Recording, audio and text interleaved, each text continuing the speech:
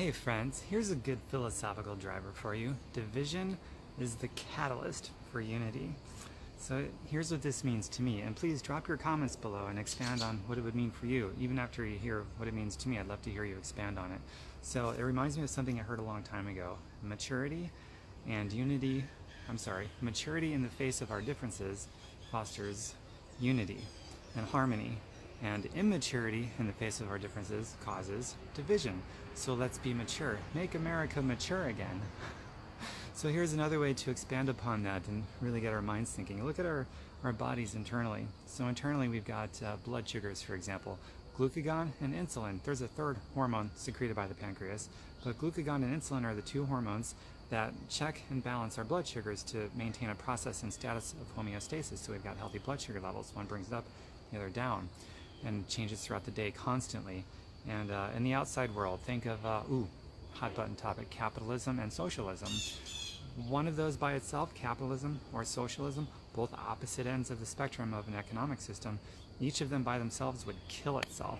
It would commit suicide, self-implode. So they both have to be checked by the other. And so this debate in the country about you're a capitalist, you're a socialist, it's a fake debate. It's not even real. People think it is, but nobody is a pure socialist or capitalist. We are all mixed economists. We just don't know it because we don't know what labels mean, sadly. So a break in communication, we will call that, because we're not on the same page for what words really objectively mean.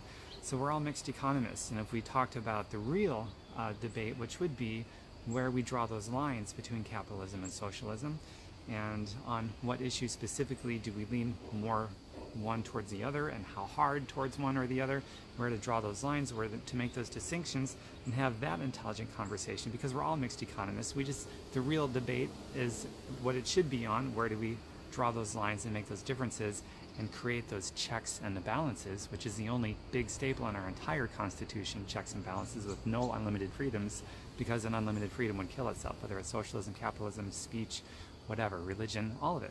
So it's all checked and balanced, just like things are going on in our bodies, just like things are going on in the inside and the outside world. And then there's the relationships that we have with other people, which drives us back to the driving philosophy, the main focal point of this whole video, that the catalyst for unity is our differences, right? So we meet it with maturity, and it's like this. The majority of all of us believe wholeheartedly that there should be equal opportunity for everyone. Everyone deserves to love and to receive love, and we all want to do what's right for our kids, and we want a prosperous nation for everyone, but not an equal outcome, but an equal opportunity for everybody, and love and give love and all those things. Those basic fundamental things, and our first tier needs, safety, security, certain social nets, and so forth. So that's fine. From there's going to be differences, and we can use those with maturity to come together. And so think about this.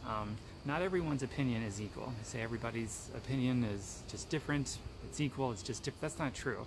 I'll give you an obvious example. Say a racial supremacist of some stripe. That opinion is not equal to everyone else's. And therefore, whatever differences that we have, is probably not going to be any unity. And that's fine. But that represents a small minority of people. But most people, we're on the same page as far as our values go and our principles, and it's just a matter of, well, we can be as different as we want to be, and we can use that as a catalyst to bring ourselves together. And so I'll close on this, and maybe I should have opened with this, but that's okay. I'll close on this. Think about music. There's 8 notes in a natural, or 7 notes in a natural scale than an octave. So those 7 tones are all different pitches from one another. How do you create harmony? You can't do it if all the tones are exactly the same. You use 2 separate tones of those 7 tones, and you put them together, play them, sound them off simultaneously, and it's going to create a harmonized sound, a beautiful sound that creates a specific mood based on the intervals of those 2 pitches. And it's going to create a sound that is so unique and beautiful that not one note on the entire scale can create all by itself. It needs those 2, or those 3 or 4. Sometimes there's more than just 2, but at least 2 differences to bring them together to create harmony. And interpersonal relationships can work the same way, where there's maturity and there's teamwork, and we're playing together and we're trying to understand one another. Another way to look at it is my weakness is your strength, vice versa. We come together, there's teamwork. We are hardwired by nature, by the great designer made us different on purpose, with the same human innate needs and desires. With the same human innate needs and desires, we are still made beyond that, very different on purpose, to promote unity and working together and solving problems and teamwork, and can create to create societies and cultures that's for the betterment of every individual. Okay, I got a phone call, sorry about that. We were created different on purpose by the great designer, by nature, on purpose, to promote unity and maturity and working together in teamwork. We're hardwired by nature to be social creatures and want to work and interact with each other. And just like those music tones, those music pitches, if we were all exactly the same, it would not be possible for harmony. Because remember, those 7 pitches in a natural scale, by themselves, by default, it's not harmony. There has to be at least 2 differences to have a shot at harmonizing. So you add maturity into that, into the differences, that intersection, that marriage between maturity and differences, and that is the catalyst for unity. And that's how we evolve as a species, as a culture, as a society. That's how we evolve interpersonally, individually, as well as a group or a team or a culture or a society, by merging maturity with our differences. So add to this and make America mature again, for the context of this video, using our differences as a catalyst to evolve ourselves and our fellow people. I love this kind of stuff.